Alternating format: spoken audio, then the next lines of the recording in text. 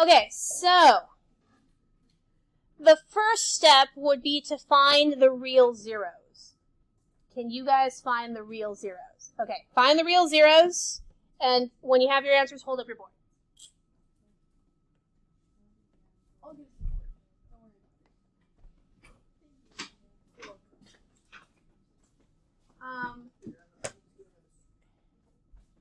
So you only have to write once. Yes.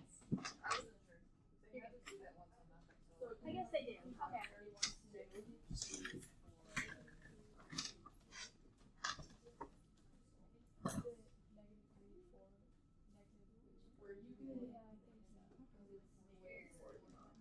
It's not correct. One of those is not a real zero.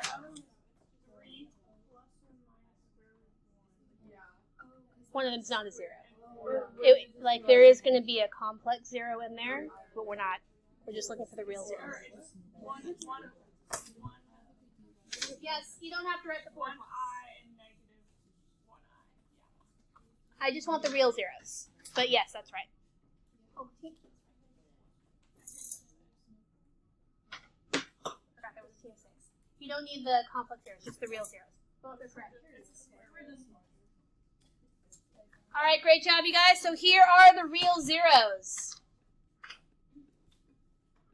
The next step is based on the multiplicity. Please tell me if the graph crosses the x-axis or is tangent to the x-axis at each of the zeros.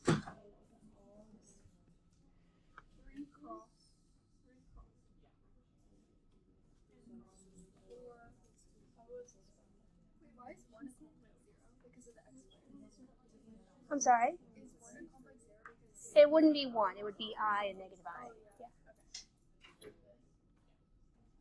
Yes. Actually, tangent and bound mean the same thing.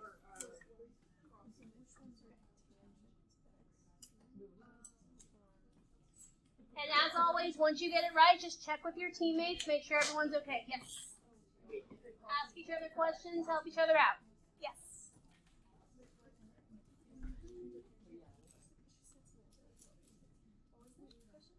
Sorry? Tell me at each of the zeros if it crosses the x-axis or is tangent to the x-axis. That's when it bounces back.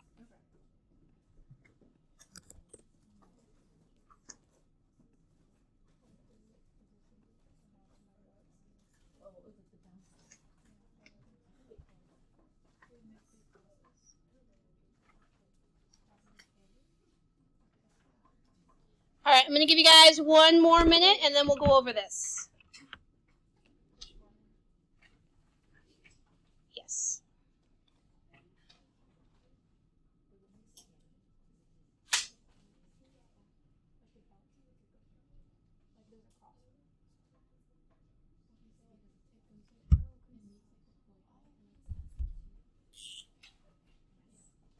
All right, everyone got it? Great job. Here is the answer.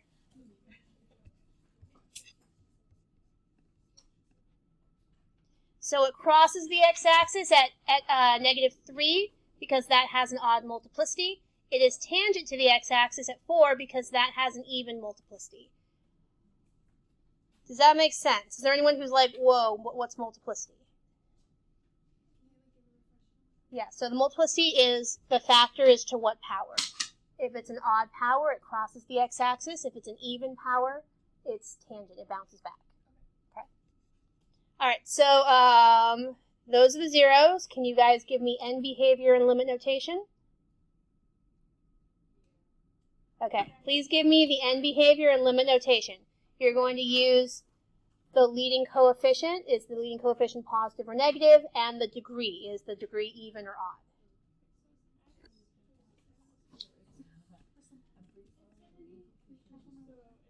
You don't need dash, just sign out.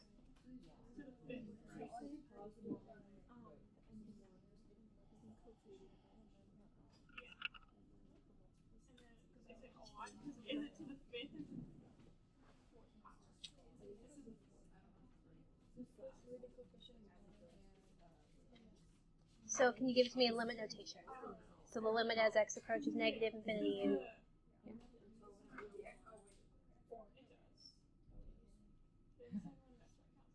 Everything okay?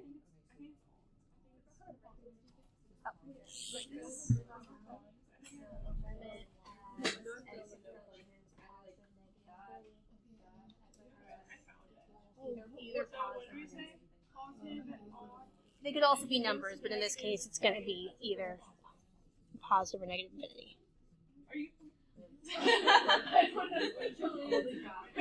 Yes. Yes.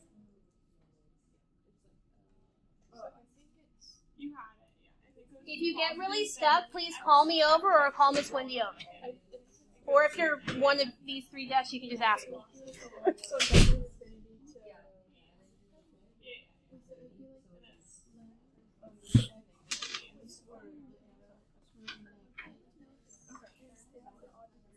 Forgot f of x. So it needs to look like this. But I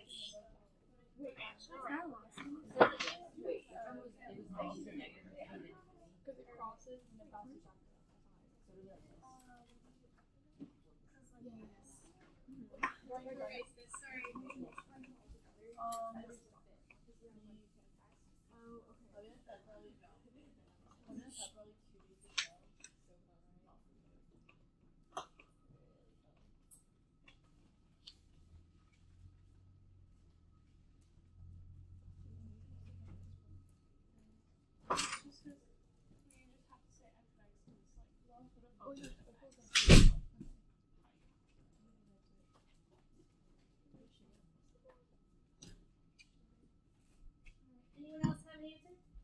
Yes. Three, you guys close?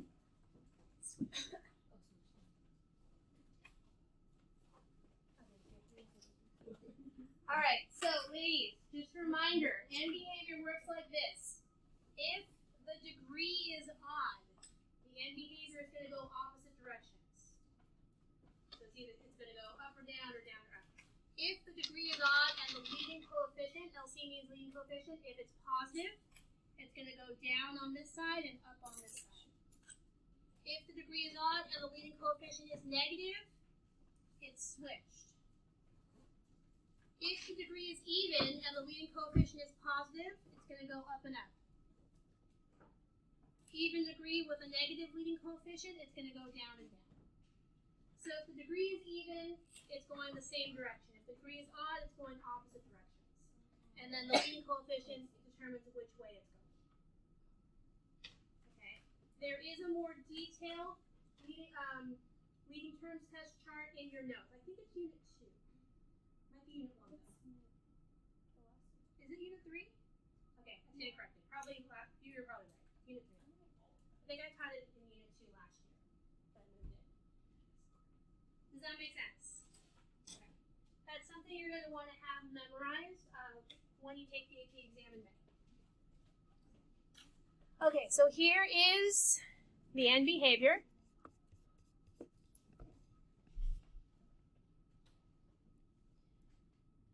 I will give a bonus point if someone can raise their hand and tell me what's the maximum number of turning points for this function and how do you know?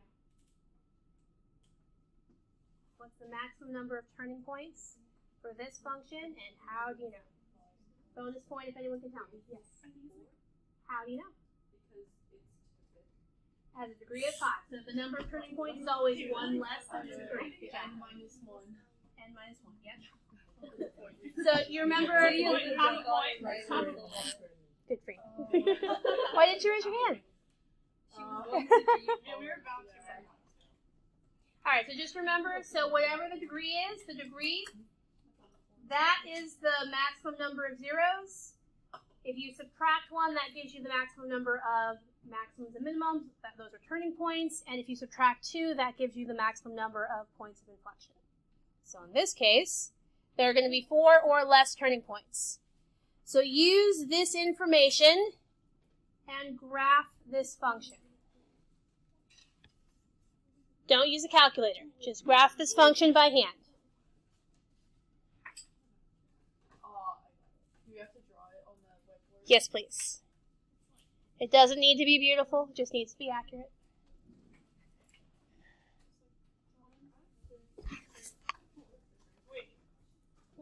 Yes.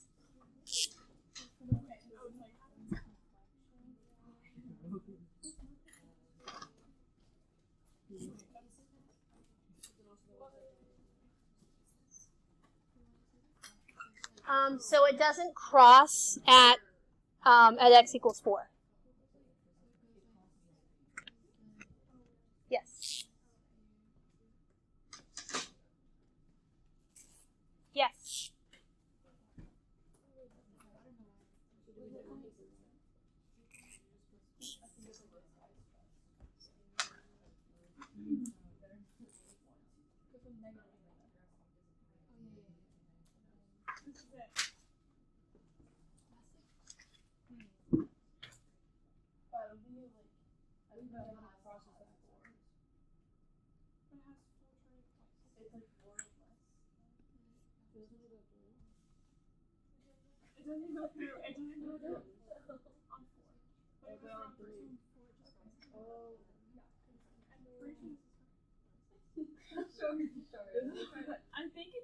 So it doesn't cross the x-axis at 4. I'm going to give you guys one more minute.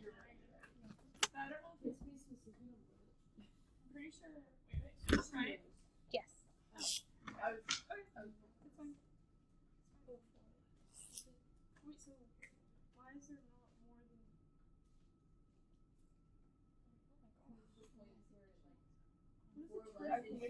Turning point is a maximum or minimum.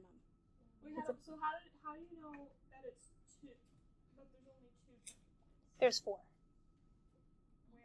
Where? But I accept it if it's 2 because we don't know. There's we don't know. there's 4 or less. Yes. So yours is right. Yeah. Okay, everyone got it? Let me stop the timer. Here is the answer. For my graph, I put in 4 turning points. But if you had 2 turning points, that's also fine. Okay, so the end behavior, it's going down over here, up over here. It intersects the x-axis at -3 and +4. It crosses the x-axis at 3. It is tangent at -3, +4. Any questions on this graph? All right, now we're going to get back to the original question. The original question was, where is this function greater than 0? That is, where is the function above the x-axis? Please give me your answer in interval notation.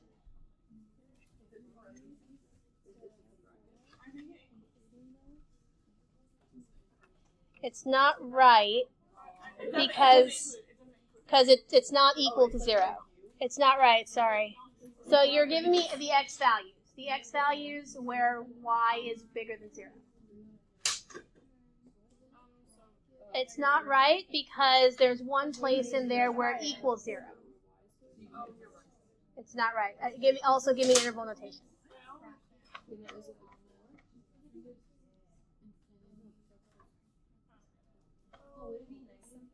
Yes.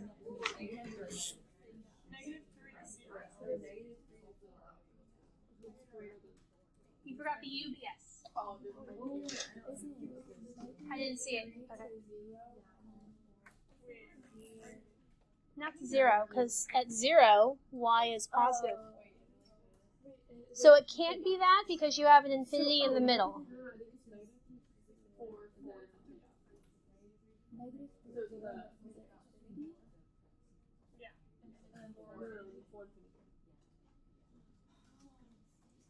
Parentheses because it does not include 0. Yes. Wait. Because close to 0. Yes. Good job. All right, everyone got it? Here is the answer. So the polynomial is greater than 0 from -3 to 4. At 4, it's equal to 0, so we don't include that. And from 4 to infinity. Any questions? Okay. All right, example number 2 is very similar, but in this case, we are going to use a calculator. So it says solve this. X cubed minus 6x squared is less than or equal to 2 minus 8x. Solve it graphically. Use a calculator. All right. First thing you're going to want to do is get 0 on the right side. Okay? Then you're going to want to graph it on your calculator. Let me see if I can cover up the answer. You can do it on the left side if you want. It's just easier on the right side. This is what my graph looked like, and here's, this is what my graph looked like, and here's the window I used. Well, because this is what we were given, right? If I'm trying to get 0 on one side, so I ended up with a 0 on the right side. Okay, this is the window that I used. It'll look different for you if you use a different window. You guys all know how to use the 0 function? Everyone should know how to use the 0 function. If you're still kind of iffy on that, ask someone at your table, or call me over or Miss Wendy over, okay? Please tell me where this function is less than or equal to 0. Give it to me in interval notation. Round to 3 decimal places as needed.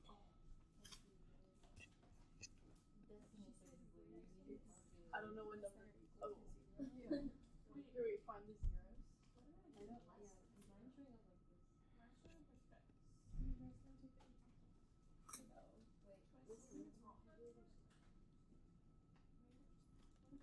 Is your window negative 10 to 10? Yeah. Let me check my window. Maybe I wrote down the wrong window. It is. Wait, my window. Oh wait, I got it. You good? Okay. I think you just put it on. Okay, yeah. Yeah, if your y values are larger, like negative 100 to 100 or something, then it'll be flatter.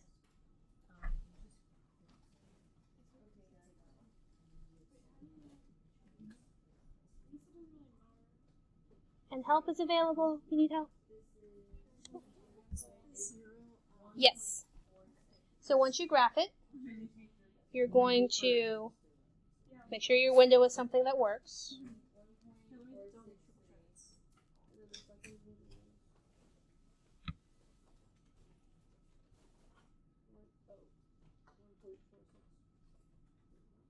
Okay, then hit second, calc. Good job. And then 0 is number 2. And then it'll do the left bound, right bound. And is that just on this one? You have to find, there's 3 zeros. Okay. Can you guys help her out? Is there any way you're going to do it? Wait, are you looking for the zeros? You're right. Actually, would you mind helping them find zeros? Thank you. And then I got 1.6 remaining, and then I got... I just want to know where it's less than or equal to 0. Wait. Oh, what are the zeros? Where are you at? So I just want the interval notation. I'm pretty sure it's 3. Hold on. 0.325 to 1.6 repeating. And then you Hold on. Who did I say yes to? Team 2, right? 0.214 to infinity. Pretty sure. Isn't it like below 0 though? So Yeah. it couldn't be from. Yeah, that's why it couldn't be. Wait, come on.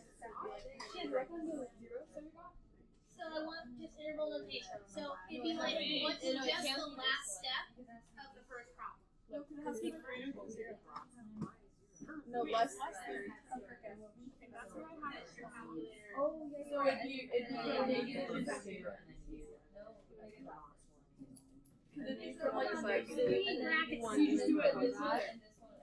Can I see it again? Sorry, I didn't see it. There's 3 zeros, yes. Yes. So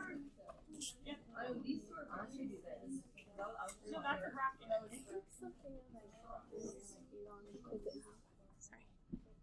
I think you gave it to me where it's greater than 0.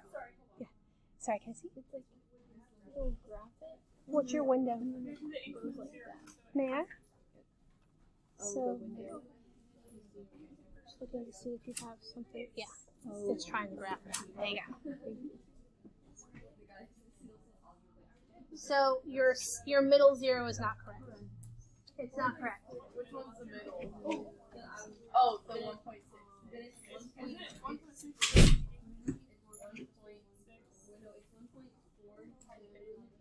I'm going to give you guys 90 seconds and then we'll go over this. So it does not hit the origin. You have it hitting the origin. You're actually both your zeros are incorrect. What did you get for your zeros? Okay. All three of those should be in your interval notation somewhere. Yes.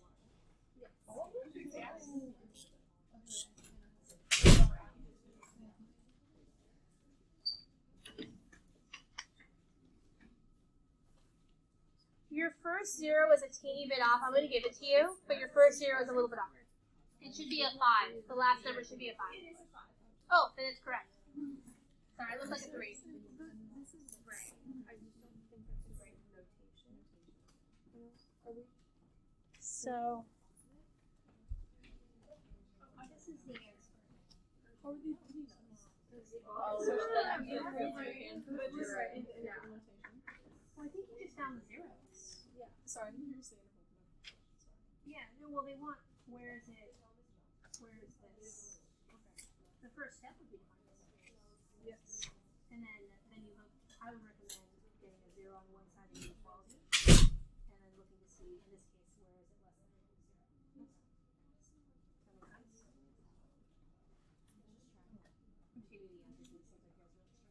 So you guys all know how to find zeros, right? Submit that to them. Probably finding more Okay. So zeros.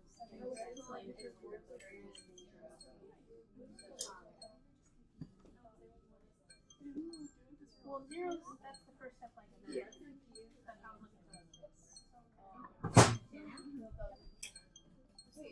All right, last call for answers. Anyone else? So you have both where it is above and below the x-axis. You just want to know where it's less than 0, right? So negative infinity to 0.3325 bracket, and then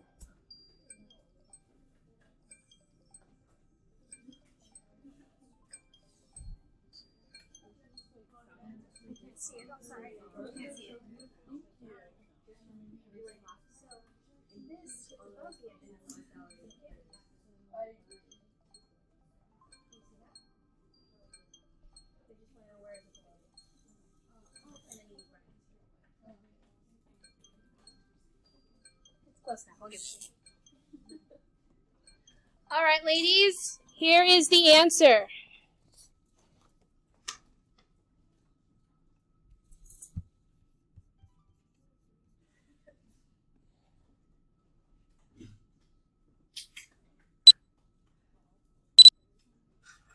One big difference between this problem and the last problem is the brackets. Because the inequality symbol is underlined, so you do have to include where y is 0.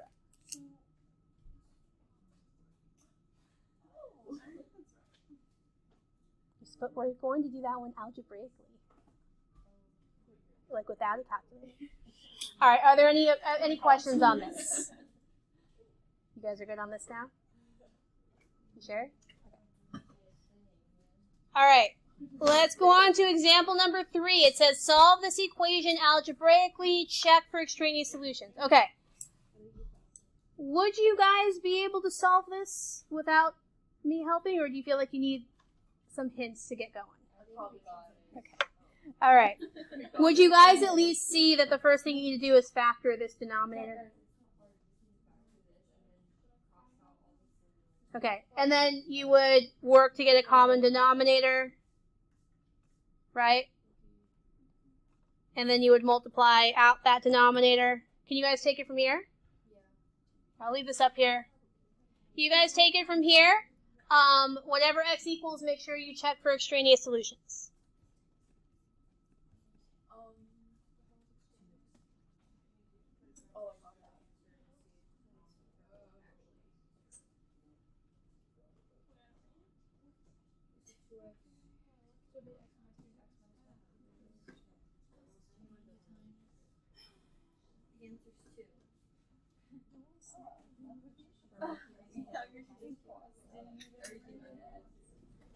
And once again, if you guys need hints or get stuck, I'm here. Miss Wendy's here. We'll multiply both sides by your denominator. That's what I did, see? Then I can't.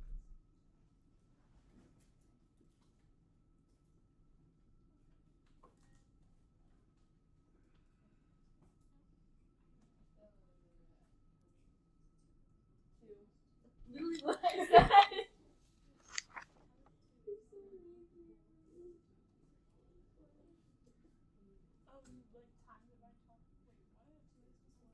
think it's weird. How many on the bottom is gone? Then it's just 2. No, wait, you multiply. Wait, you multiply 2 by x. It's not 1/2. It's close though. Don't start over. Just look for like a No, teeny but mistake. it's like we multiply it and then it's like immediately divided. So it's like, Oh, I forgot to do. No, because we multiply this by this. What did you factor it into? no, Did you factor it? because it's this and you multiply by this. No, because when you multiply the top and the bottom. Well, you don't because the denominator is the same on both sides.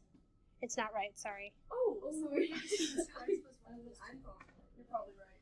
2x plus 1 equals 2. When you distribute 2x times x is 2x squared.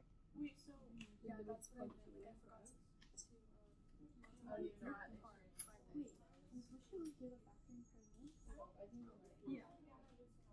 Okay. But you don't multiply it by the denominator. It just cancels out. It just goes away. I don't want to give you the answer again because I want you guys to get this point. So what does x equal?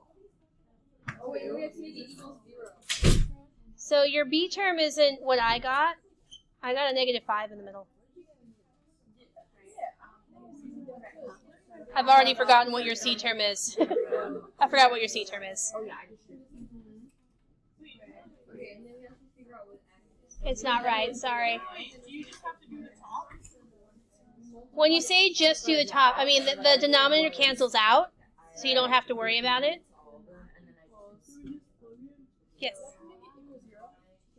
Yes, because you're factoring, right? So you have to get equal to 0 first.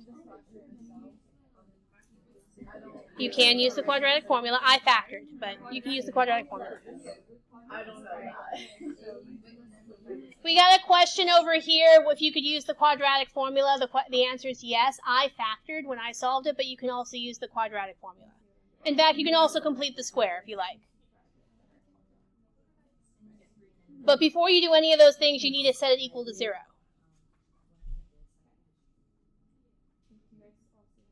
Yes. Good job. Hide that. You're so far the only team to get it right.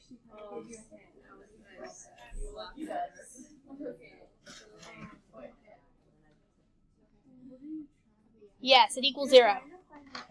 It is really close. Don't start over. Don't start over. Just check for extraneous solutions.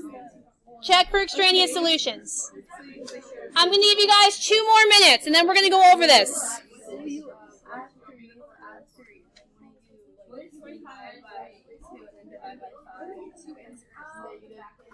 So, no, actually we want it equal to 0. Yeah. So, there's an equation. It's not right. Sorry. Oh, wait. How are you getting 2? You did that? Okay. Yes. Good job. I swear it's not. No. Can I see again? Yeah. Oh, your C term's wrong. What causes wrong? Do you guys know what it's 6. It's not 6. What is it? Because 1 minus 2 is -1. I'm sorry. -1 minus 2 is -3. So the C value is Go back and check your work. That's what I'm getting. Unless you did it very differently from me. we erased the work that is on the whiteboard. Okay. Okay, so this is A. This first term is A. B and C.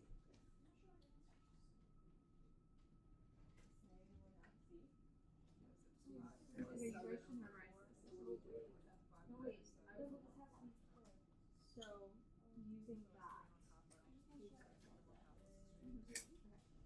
Sorry? No. I guess I want to give you this. I don't know what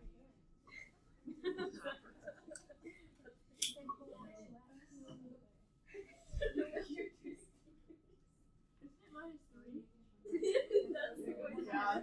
That's what I just got. I just got it. It's not right. Don't start over. Just look for a really small mistake. All right, last call for answers. Team 2, I know you're really close. I'm not giving 2 more minutes. It's a solution that you get, but it gives you something that doesn't work. Either something undefined or something that's not true when you plug it back in. Yes. Yes. Did you guys actually solve it? Yeah, we did. Okay. All right, ladies, here is the answer. Okay, you might have solved it differently. This is how I solved it. So once you cancel out the denominator, you get 2x squared minus 6x plus x minus 1 equals 2. Negative 6x plus x is negative 5x. I also subtracted the 2 from both sides. That gives me negative 3. This factors to 2x plus 1, x minus 3. All of you should be very comfortable with factoring. Like factoring all kinds of things, whether there's an a term or there's no a term. You can use the quadratic formula, but it takes a little bit longer to do that, okay? If you get stuck on a factoring thing that has an a term, do all of you guys remember how to split the middle term? Yeah, that's where you multiply 2 times negative 3. That's negative 6. You have to think what number is multiplied to give you negative 6, but add to give you negative 5. And then you factor by grouping. So you can do it that way. It's a few extra steps. But if you get stumped on a factoring thing, that's something you can do. So the answers that you get are negative 1/2 and 3. But 3 is an extraneous solution because in our original function, x minus 3 is on the bottom. So if you plug in 3, you get a 0 in the denominator here. So the answer is just negative 1/2. Any questions? Does it make sense now that you see it? Okay. Let's do another one.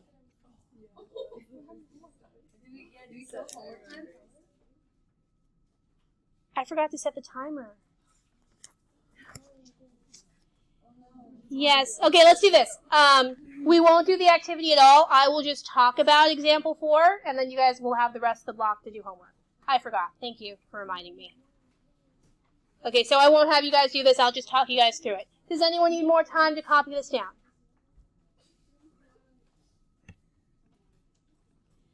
All right, example number 4, solve this, and they want to know where is it less than or equal to 0.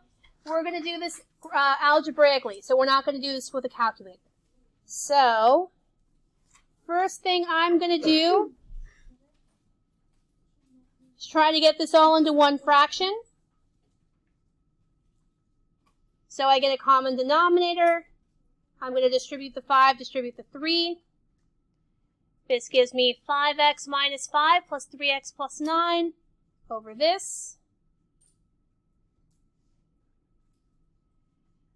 Combine like terms, I get 8x plus 4 on top. I'm going to back up a little bit so I can keep more on my screen.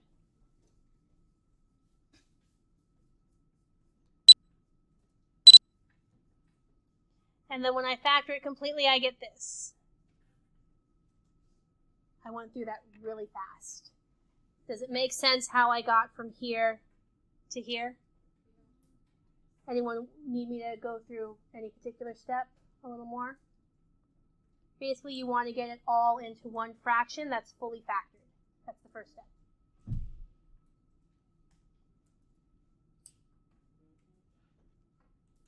Did you guys learn about sign charts in Algebra 2? Maybe a little bit, maybe not.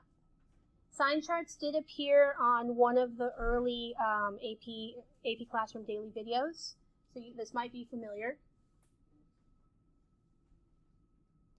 In order to make a sign chart, so a sign chart is what you're going to want to do if you need to solve a problem like this, greater than 0, less than 0, or whatever, but you're not allowed to calculate it. Okay.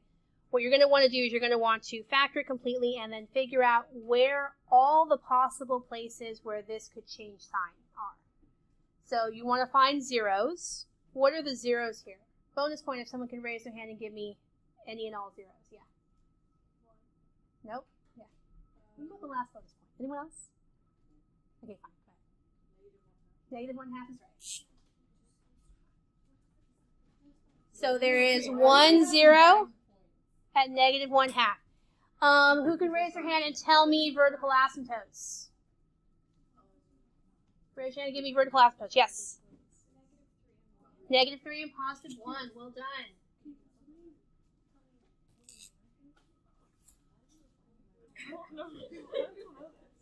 Because zeros are where the numerator equals 0, and asymptotes are where the denominator equals 0. Wait, where do we get the, how does she just know it was 1/2? How can you, We'll set this equal to 0. 2x plus 1 equals 0. X equals negative 1/2. I thought it was the bottom. Asymptotes are the bottom. I thought zeros were the bottom. Zeros are the top. Oh. If x equals negative 3, there's a 0 on the bottom. You can't have that. Because it's that's the original thing. The original thing. Maybe? Maybe. It's the original question. You can't be.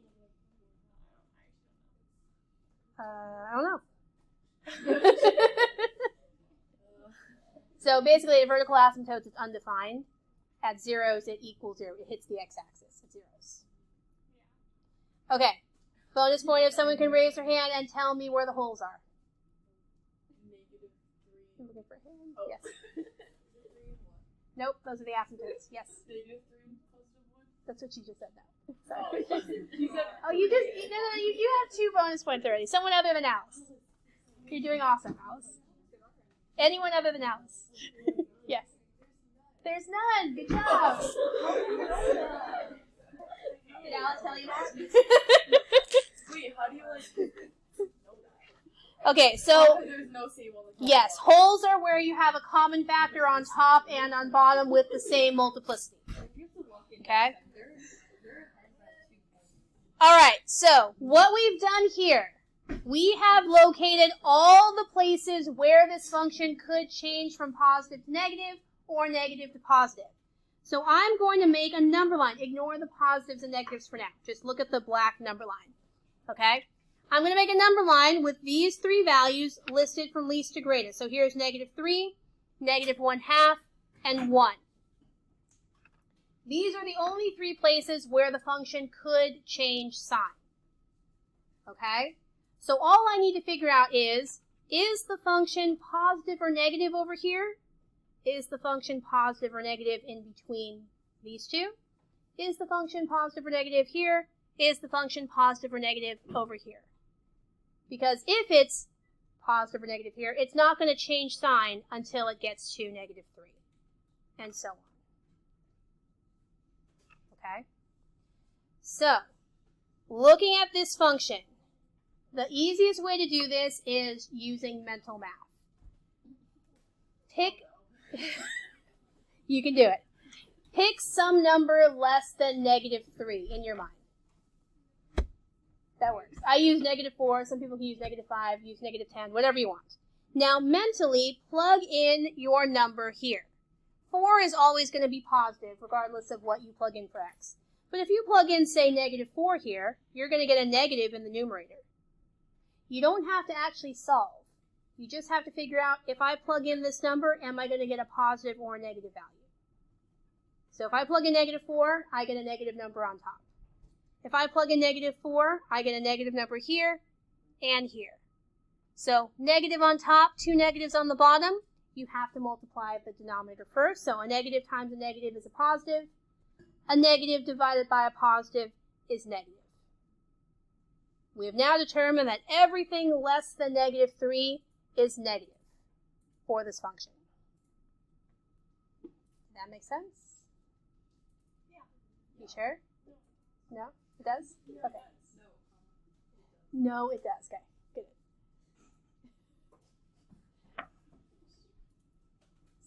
All right, so then you just do the same thing over here. So pick a number between -1/2 and 3. I think I use -1. If you plug a -1 here, you get a negative on top. If you plug a -1 here, you get a positive here and a negative here. Negative times a positive is negative. A negative divided by a negative is a positive. So we've determined that in between -3 and -1/2, the function is positive. Do the same here, you find out the function is negative. Do the same here, you find out the function is positive. Okay? Any questions on the sign chart? Wait, what did that tell you? So this tells me that less than -3, the function is below the x-axis. Oh, okay. In between here, the function's above the x-axis. Then it's below again, and then it's above. So then we can use that for the graph. Yes. Well, we don't want to graph it here. We just want to know where is it less than or equal to 0. And I wanted you guys to do this, but I'm just going to give you the answer. So this is less than or equal to 0 from -infinity to -3. Notice that it does not include -3 because -3 is an asymptote and is undefined there. It's also negative from -1/2 to 1. It does not include 1 because 1 is also an asymptote, but it does include -1/2 because -1/2 is a 0 and our inequality symbol is underlined.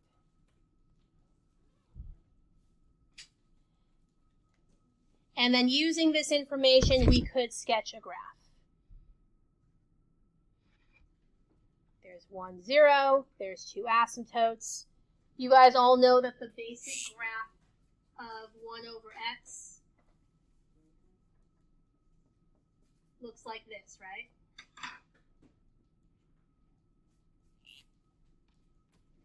We're staring blankly. You guys remember the rational function? You're going to want to remember what the basic graphs look like. So you know it has to be some version of this. So you would graph it using that info.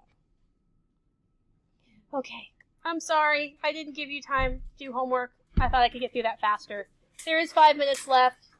You're welcome to start your homework, or you're welcome to just relax, grab your phones. I'll leave this up here. Does anyone need me to go back?